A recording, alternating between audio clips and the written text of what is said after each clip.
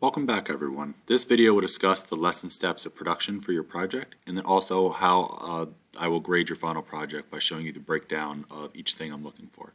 So the first step of the lesson is to brainstorm and sketch a design for your project, but you want this design to clearly demonstrate a social issue, and not only that issue, that problem, but how to resolve it. So whether you chose pollution or you chose bullying, you're going to show the problem and the solution in your artwork.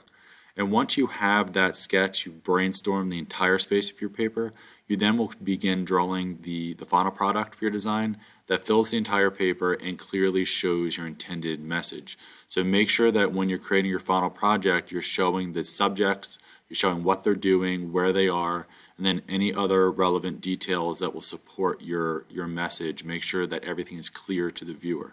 Lastly, apply full color through the use of color pencils. You'll use color pencils to fill all the color in the space of your artwork to finish the assignment.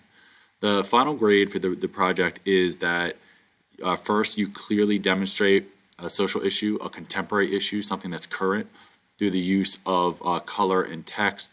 So make sure basically everything is clear. You wouldn't want to choose a topic like pollution and then have someone else think that it is bullying. You want to make sure your issue is clear. Then you want your project to be in full color and show strong craftsmanship. And lastly, that the entire space of the paper has been filled. You never want to leave a bunch of empty negative space. You want to make sure everything looks like it was planned from the beginning. It's in full color with good craftsmanship, and of course that image is clear. So that's how I'm going to grade your project, and those are the steps. It should be a pretty easy, fun project.